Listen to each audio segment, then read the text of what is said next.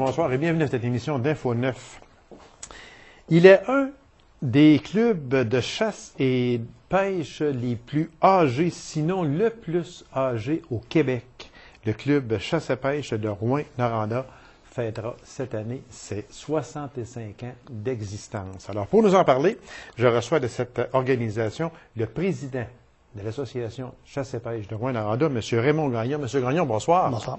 Merci d'avoir accepté cette invitation-là, M. Gagnon. C'est très gentil à vous. Dans mon intro, je disais que probablement un des clubs les plus âgés au Québec, sinon le plus âgé. Mais 65 ans d'existence, on n'aurait jamais pensé. Moi, j'ai été excessivement surpris d'apprendre que ce club-là existait depuis 65 ans. Effectivement, c'est qu'à un moment donné, avec André Poulain oui. Et puis M. Roy. M. Guy Roy, oui, exactement. Ça a sorti à travers des autres affaires, ça, là. C'est parce que lorsqu'on tombe président comme ça, des fois, on n'est pas au courant de tout ça, là. Non, mais c'est sûr, c'est sûr.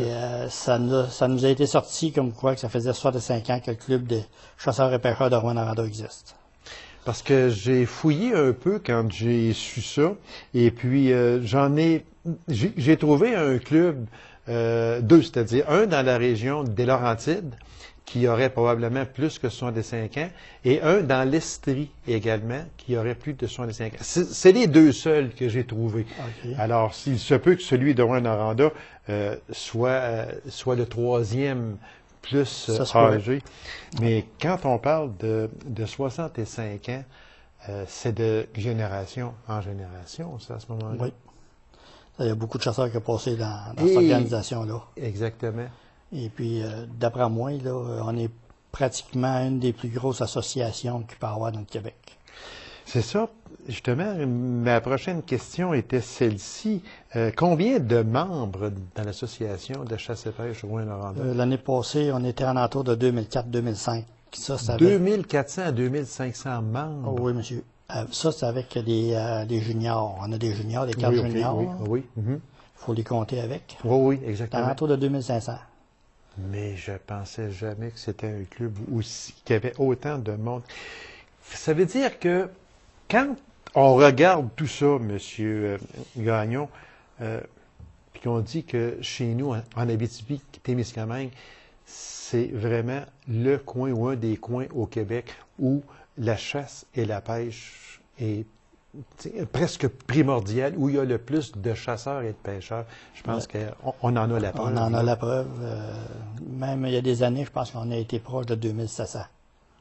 Quand vous parlez de 2700 ou 2400, 2500 aujourd'hui, c'est sûr, on parle de l'Association de chasse et pêche de Rouyn-Noranda, mais ça englobe d'autres municipalités autour, je présume. Bien, disons qu'on vend des cartes dans le nord de l'Ontario un peu. Ah, OK. Comme à Sudbury, j'ai des clients qui prennent une carte à toutes les années. Ah oui? Ah oui. Justement, un, encore hier, il est venu chercher une carte pour Elliott Lake. Quand on parle justement d'une autre province, est-ce que le coût de la carte de membre est le même que si c'est au Québec? Notre carte de membre est à 20 $ OK. Pour tout le monde.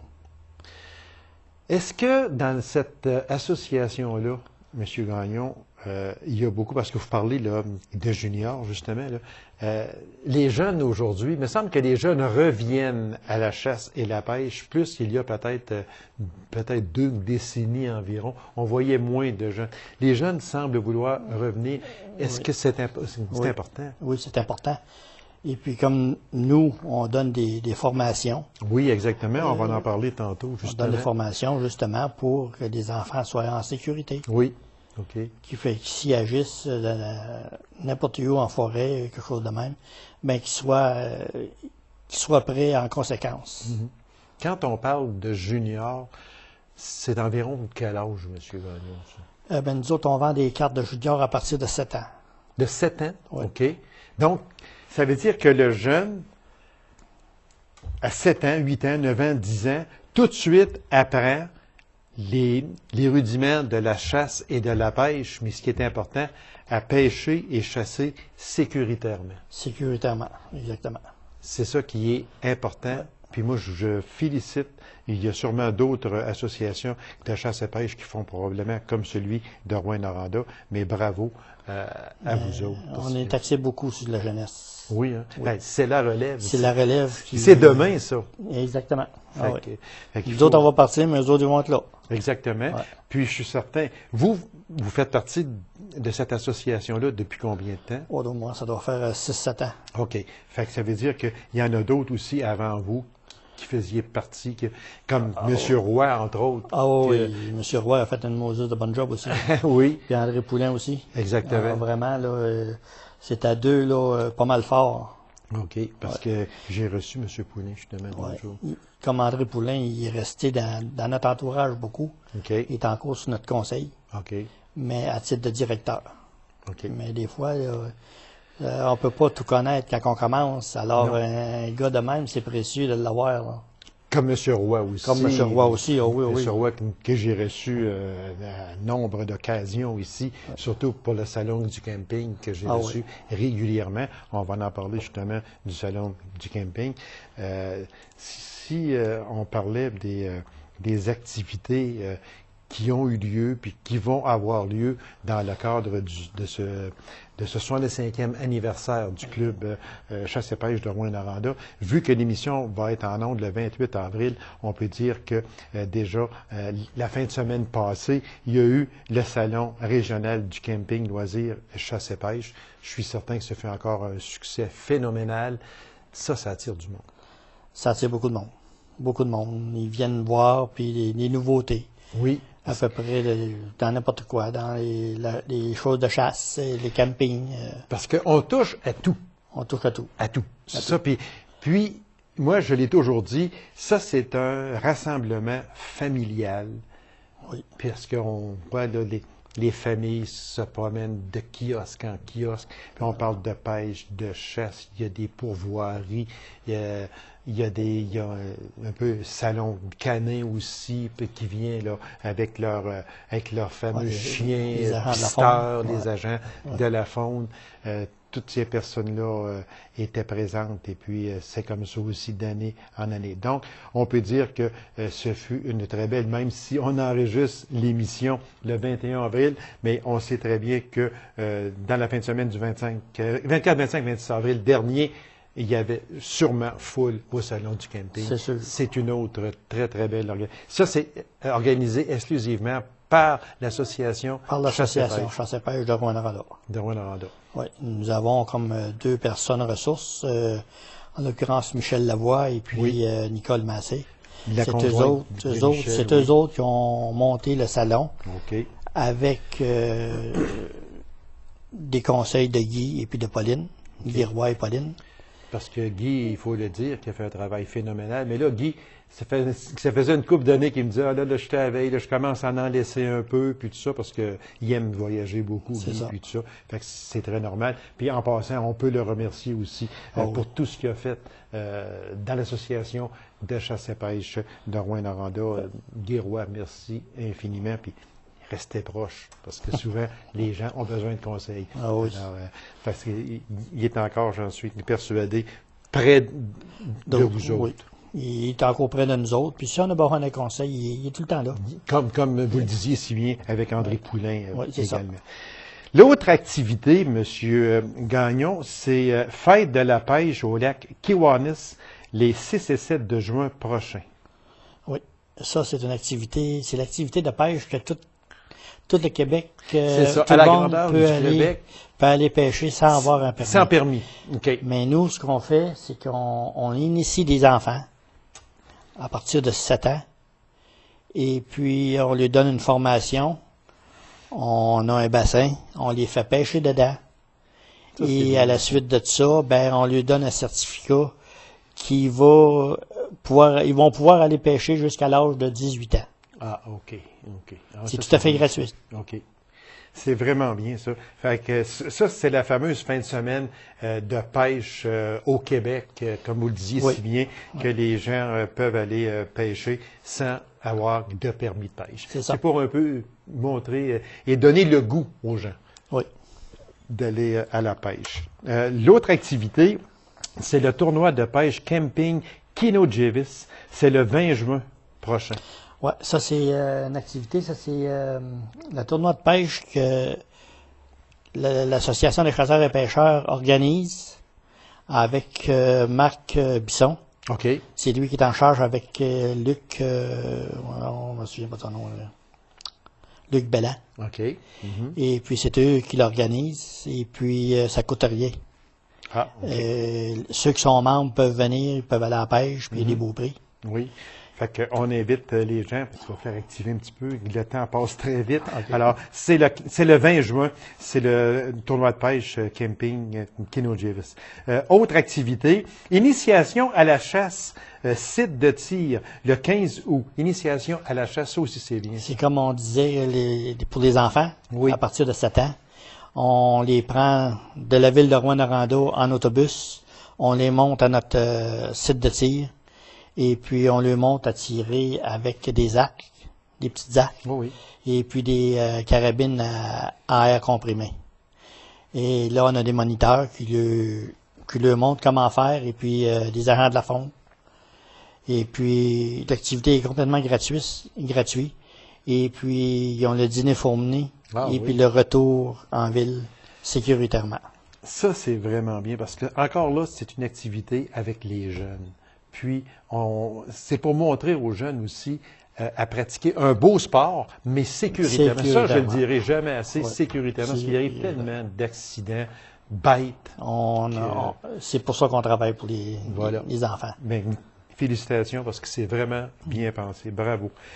Soirée d'information sur la chasse à l'orignal le 9 septembre prochain. Ça, c'est une soirée pour informer les chasseurs. On a les agents de la faune qui viennent donner des conseils, donner les derniers règlements sortis. Okay. Qu'est-ce qu'on peut faire, qu'est-ce qu'on peut pas faire. Alors, pour être bien au courant. Pour ne pas avoir d'infraction à ce moment-là. Alors, il reste 3 activités. Il va falloir faire vite, M. Gagnon. Soirée du chasseur à l'Arena des Vins le 31 octobre. C'est sûr, c'est après la chasse à l'orignal. C'est après la chasse. Ça, c'est la soirée des chasseurs. Des chasseurs. Des prix aussi qui sont remis. Oui, comme sur notre carte, on a un côte à côte à faire tirer. OK. Et puis avec la côte à côte, on a à peu près comme 25 à 27 000 pièces de prix qu'on donne. Bravo. Assemblée générale annuelle le 16 février 2016. Ça, c'est notre compte-rendu de notre année. Compte-rendu de l'année. Oui. Élection aussi, probablement, de nouveaux membres, etc. Oui, c'est ça. Il y a des membres de direction qui vont être en élection. Okay, en élection. Savoir s'ils se représentent ou... Et en terminant, aussi, information sur les cours PESCOF. Oui, ça, c'est Marc Bisson. OK.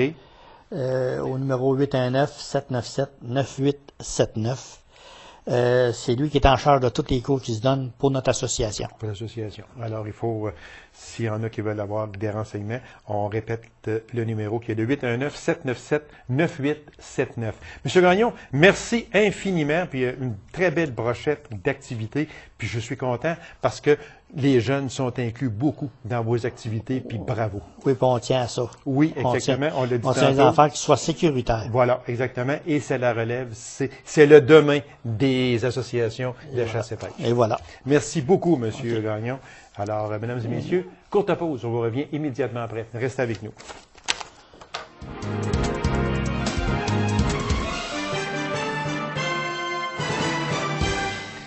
Le 14 avril dernier se tenait à la salle le colloque sur les affaires électroniques. M. Jean-François Renaud de la firme Adviso était le conférencier invité. Alors, pour nous en parler et nous parler de ce colloque, je reçois la directrice générale de la SADC d'Abitibi-Ouest, Mme Thérèse Grenier. Mme Grenier, bonsoir. Bonsoir à vous. Merci d'avoir accepté cette invitation-là, Mme Grenier. C'est très gentil à vous. À brûle pour point comme ça, c'était quoi exactement que ce colloque, que je disais, colloque affaires électroniques? En fait, l'objectif du colloque, dont l'information s'adressait davantage aux entreprises et aux organismes qui veulent développer des relations d'affaires ou du commerce électronique carrément, c'était de démontrer par des exemples concrets, par du contenu, la place et l'importance de se positionner avec les médias sociaux pour développer des affaires actuellement. On regarde, par exemple, au niveau du marché, comment ça se développe. On regarde au niveau des les réseaux. On a juste à regarder le nombre de courriers électroniques qu'on envoie ou qu'on Oh, reçoit. mon Dieu. Oui. Comment Facebook est hyperactif aussi. Mais C'est plus que ça, incroyable. comment tout doit se tenir au niveau de la gestion des outils. Bon, on dit qu'une entreprise, exemple, qui va aller se faire connaître, bien, la première chose qu'on regarde, est-ce qu'elle a un site Internet? Bon, le site, il sert à quoi? Donc, on a observé qu'en région, quand je parle de la région, c'est un colloque régional en Oui. Abitibi-Témiscamingue, on a comme un bout de chemin encore qu'on peut faire sans penser qu'on est pire que les autres régions du Québec, mais ce qu'on souhaiterait, c'est être en avant des autres régions du Et Québec. voilà, oui, Voilà. c'est bien pensé et bien dit également. Ouais. C'est ça qu'il y a, parce qu'aujourd'hui, on est rendu là, l'ère électronique est là. Ouais. Et vous l'avez si bien dit, oui, il y a telle entreprise qui fait telle chose. Ouais, est-ce qu'il y a un site, on pourrait aller voir. Bon, c'est là, on est rendu là. Fait qu'aujourd'hui, est-ce qu'on peut dire, je ne sais pas si c'est une statistique que vous avez, Mme Grenier, je ne veux pas vous mettre mal à l'aise non plus avec ça, mais est-ce qu'on a un peu de chiffres chez nous, on peut parler d'Abitibi, Témiscamingue, ou peut-être juste en Abitibi-Ouest, le nombre d'entreprises qui ont des sites Internet, est-ce qu'on peut dire à combien de pourcentage? Bien, on a fait un genre de décompte, hein, OK. parce qu'on a fait l'inventaire de toutes les entreprises de l'Abitibi-Ouest, d'ailleurs qu'on peut voir sur le site Internet de la SADC. Et ce qu'on peut observer, on est à peu près à 40 d'entreprises qui ont un site Internet. Mais non seulement il faut avoir un site Internet, mais faut-il le mettre à jour de temps en temps. Fait que ça, c'est important. c'est le point majeur. Souvent, on observe des sites dont les produits qui étaient offerts au départ étant pas mis à jour, donc ils développent moins d'intérêt pour le consommateur aussi ou pour celui qui veut acheter. Et dans ce sens-là, l'utilisation des technologies, actuellement, on a un peu le réflexe de l'achat. Hein? On va aller acheter sur Internet. Nous, le réflexe qu'on aimerait développer, c'est que nos entreprises, nos organismes aient une vitrine sur Internet, puis que les gens viennent acheter dans nos entreprises aussi. Et voilà. Ça, là, vous touchez un point là, Ouais. excessivement important et un point sensible. C'est beau aller sur Internet, on va acheter sur Internet, mais il ne faut pas délaisser nos entreprises locales. Exactement. Parce que là, c'est la survie de notre région. Là. Exactement. Et l'élément qui est à penser, c'est que on a observé, par exemple, selon les statistiques, hein, le CIFRIO, c'est un organisme qui fait des portraits continuellement de l'utilisation. C'est que, exemple, si je veux m'acheter un frigidaire, souvent, je vais aller voir dans à peu près tous les commerces sur mon territoire pour dire, bon, bien, telle marque, qui est-ce qui l'a, c'est quoi les caractéristiques. Et après, ce qu'on observe comme deuxième réflexe, ça va être d'appeler. Alors, le contact qui devient un service, une expérience de communication, c'est là qu'il faut y mettre l'emphase aussi parce que on s'aperçoit que l'aspect humain demeure encore important dans les transactions, Voilà, mais il faut savoir l'alimenter très rapidement. C'est important. Et ce que vous avez dit tantôt, que je retiens, c'est parce que j'ai eu moi-même une expérience personnelle il n'y a pas tellement longtemps où j'ai eu affaire à une entreprise. Puis je demandais à cette personne-là de l'entreprise, « Ah, mais je pensais que vous aviez telle chose. »« Ah, ben oui, Gaby, on l'a. »« Ah, ben c'est parce que j'ai été sur votre site. »« Ah non, mais il n'est pas à jour. » Bon, voilà. C'est pour ça que ça m'a fait penser là, exactement à ce que vous dites. C'est beau avoir un site Internet, mais il faut le mettre à jour aussi régulièrement. Il faut le faire évoluer, effectivement. Et maintenant, ceux qui font des sites Internet font de plus en plus des sites où les entrepreneurs peuvent mettre à jour de façon quotidienne, par exemple, soit des produits, soit des services, soit une nouveauté, soit peu importe le produit. Mais maintenant, c'est une question qu'il faut adapter à l'intérieur de l'entreprise, les modes de gestion pour que ça puisse fonctionner à ce niveau-là. Et qu'on le veuille ou non, on est rendu là. Qui pouvait participer à ce colloque-là sur les affaires électroniques? Bien, d'abord, c'est un colloque qui était régional, qu'on a organisé de niveau régional, donc l'Abitibi-Témiscamingue. Nous, ce qu'on avait davantage ciblé, parce que nos ateliers étaient en conséquence de ça, c'était les entreprises et c'était les organismes qui offrent des services. Donc, c'était pas l'intérêt était moins au niveau individuel, ce qui ne veut pas dire que c'est pas intéressant, mais il y a beaucoup d'autres formations qui se donnent à ce niveau-là. Donc, les invités qu'on a eus, les ateliers qu'on a trouvés fort intéressants avec des entreprises de notre territoire ont fait de belles démonstrations que oui, on a des expertises intéressantes en région. Est-ce que les gens ont bien répondu à votre invitation? Oui. On a eu 97 inscriptions. Est-ce que c'était dans la moyenne que vous pensiez avoir? Généralement, nos activités, c'est entre 80 et 100. Fait qu'on se dit, on était assez... Oui, oui, OK. Oui. Et ce qu'on a eu comme indication aussi, c'est que les personnes qui déjà n'étaient pas sensibilisées avaient un peu la crainte de dire, je comprendrai pas ce qu'il va se dire, par exemple. Fait que là, déjà, depuis qu'on a terminé l'activité du colloque, nous, au bureau, on a déjà reçu plusieurs téléphones pour demander de l'aide très précise sur l'utilisation des courriers électroniques, sur la facturation, sur la relation avec la clientèle. Fait qu'on s'aperçoit qu'il faut commencer par des petits pas quand on est loin de l'utilisation courante. Et là, ça demande des connaissances, ça c'est bien sûr. Le conférencier invité était M. Jean-François Renaud de la firme Adviso. Parlez-nous un peu de ce conférencier. Qui est-il exactement? Alors, Jean-François Renaud, il a plusieurs chapeaux. Il est enseignant au HEC. C'est lui qui a mis en place aussi, au niveau de la bourse de l'école de l'entrepreneuriat, il a mis en place tout le volet technologique. Mais son entreprise offre davantage de services en lien avec le développement de stratégies d'affaires en utilisant les technologies. Donc, il nous a appris des choses fort intéressantes. Exemple, si je suis une petite entreprise qui vend un produit, mais qu'une grosse entreprise fait une promotion incroyable sur Internet pour vendre sensiblement le même produit. Alors, il nous donnait des trucs de comment faire pour aller bénéficier de la retombée de la grande entreprise à ce niveau-là. Et c'est assez intéressant de voir comment on peut comme se coller aux grandes entreprises, entre guillemets, pour faire valoir justement nos produits.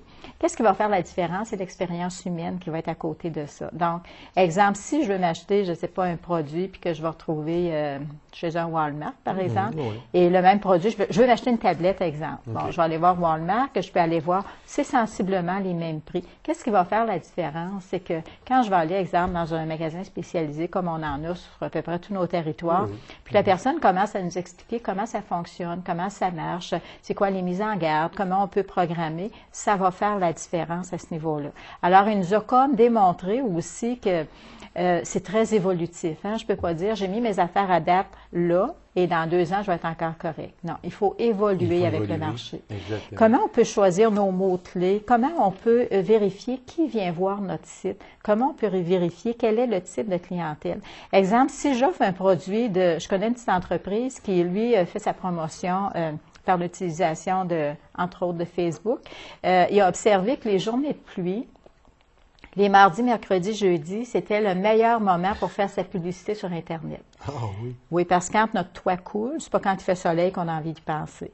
Voilà. Ah, c'est c'est un point. Et le lundi, OK. souvent, la fin de semaine, on rentre travailler, ça nous tente moins de se casser la tête. Exactement. Fait que, à ce moment-là, qu'est-ce qu'on fait? C'est qu'on positionne notre publicité dans les journées où les gens y vont davantage. Et ça, on peut le voir par toutes sortes de logiciels sur Google, exemple, à ce moment-là. On parle de sites, sites d'affaires électroniques. Ouais. On parle courriel, etc. Ouais. Il y en a sûrement été question de ça. Ah, tout à fait. Est-ce que le conférencier invité a touché à l'aspect fraude? Oui, Parce que ça, c'est important. Oui, on en a parlé, mais on avait des thèmes comme ça qui revenaient en atelier, par exemple, où on parlait du commerce électronique et de la sécurité. Donc, en après-midi, on a eu 6 ateliers qui avaient des thèmes très précis, dont un sur les médias sociaux, un sur les sites Internet, sur le marketing digital, par exemple, sur le commerce en ligne à ce niveau-là, les outils de gestion, l'info nuagique. Et là, on allait de façon beaucoup plus pointue à ce niveau-là. La fraude, oui, et des fois, c'est des choses qui sont très simples dans le domaine de la fraude. Changer, exemple, son mot de passe une fois de temps en temps. Aller chercher un mot de passe qui n'est pas nécessairement mon âge, par exemple. Qui n'est pas aussi mon numéro de téléphone, qui n'est pas mon prénom, qui n'est pas le prénom de nos enfants le moins possible. Exactement. C'est sans aller chercher un mot de passe long de même, mais aller chercher un mot de passe différent Ouais. de ce que l'on peut voir très souvent. Exactement. Et souvent aussi, on va voir, de ces temps-là, on en entend parler, on peut avoir des pourriels qui rentrent, vous savez, des indésirables qui rentrent. Ah oui, On ne sait pas trop ce qu'il y en est. On se fait demander, exemple, puis on a vu qu'il y a, je l'ai vu à d'autres niveaux, on se fait demander par courriel notre adresse, notre numéro de carte Visa, en disant, vous venez de gagner un voyage. Oui. Alors, tous ces éléments-là, prudence. Et Madame une telle qui est au Congo, puis elle est prise là, puis elle demande de l'aide. Elle demande juste 500 pièces, mais d'envoyer ça à tel compte bancaire. Oui. Puis l'envoyer, s'il vous plaît, par Visa. Fait que donc, ils ont toutes vos coordonnées. Fait que là, ils ont le numéro de Visa. Fait que merci beaucoup, madame. Merci beaucoup, monsieur. On va s'en servir à notre aise et à notre guise à ce moment-là. Fait que non, ce sont toutes des choses. Par contre, il y a beaucoup de transactions électroniques qui sont très sécuritaires. Exemple, si je paye mes comptes avec Desjardins, ils ont déjà des mesures de sécurité. eBay a des mesures de sécurité. Visa a des mesures. Il y a aussi le fameux hameçonnage que j'ai parlé ici déjà avec un représentant de la Fédération des caisses. Hameçonnage, moi, je sais bien que, puis j'espère que tout le monde le fait, quand j'ai un courriel douteux, je l'envoie à hameçonnage. Tout le temps. Exactement. Et là, ça permet, eux, de remonter la filière et de régler le problème. Exactement. Puis ça, moi, je le fais. Puis j'espère que si vous avez un courriel qui vous demande justement votre numéro, votre NIP, votre numéro de carte accédée, etc., envoyez ça. Oui. Et de ces temps-là, ce que j'observe, parce qu'au bureau, on a eu un certain nombre de téléphones qui nous demandent, et moi, au niveau privé, j'en ai eu quelques-uns aussi, qui nous demandent de vérifier nos coordonnées. Et là, souvent, on entend des gens qui ont des accents qui ne semblent pas reconnaître notre territoire. Et quand on demande quel est votre numéro de téléphone, quel est votre nom, pour quelle compagnie, est-ce que je peux aller voir sur le registraire des entreprises si vous existez? C'est drôle, ils raccrochent. C'est vrai. Donc, ce sont des choses à faire. Attention, beaucoup. En terminant, il reste à peine 1 minute, Madame Grenier. Oui. Il y avait d'autres conférenciers également? Oui, en fait, on a eu 5 présentations d'entreprises en avant-midi qui nous ont présenté des outils fort intéressants sur les applications qu'ils font dans leur entreprise. Et en après-midi, dans chacun des ateliers, on avait un expert et on avait quelques exemples d'entreprises aussi qui se présentaient. Alors, suite à ça, nous, on est en mode action de développement. On a fait l'évaluation. Il y a beaucoup de demandes de continuité pour avoir plus d'informations, pour avoir plus d'outils, pour aider aussi à dire comment on prend le développement des technologies. Donc, je pense que ça va être le défi de tous les organismes aussi. Alors, un très beau colloque sur les affaires électroniques s'était présenté, il faut le dire, par la SADC d'Abitibi-Ouest, donc dont vous êtes notre digne représentante, Madame Grenier. Et en même temps, je veux juste ouvrir une parenthèse pour vous féliciter pour tout le travail que vous faites à la SADC. C'est vraiment très important. Et puis, on a besoin de vous. J'espère que vous allez rester en poste longtemps. Bien, c'est le fruit d'une équipe de travail. Oui, exactement. Aussi, mais j'espère que ça prend quand même une âme dirigeante. Dessus. L'avenir saura nous le dire. Voilà. Alors, c'était organisé par la SADC d'Abitibi-Ouest dans le cadre de la Semaine des affaires de la Chambre de commerce et d'industrie d'Abitibi-Ouest. Madame Grenier, merci infiniment. Et puis, on va vous réinviter avec d'autres beaux dossiers comme ça, parce que la SADC, je le disais tantôt, et je l'aurais dit, emmène large, mais avec raison. Et la SADC a sa place. Puis, félicitations à vous et à toute l'équipe. Merci beaucoup. Au plaisir. C'est moi qui vous remercie. Alors, mesdames et messieurs, merci d'avoir été là. On se rendez-vous à une prochaine émission d'Infonet du Trottoir.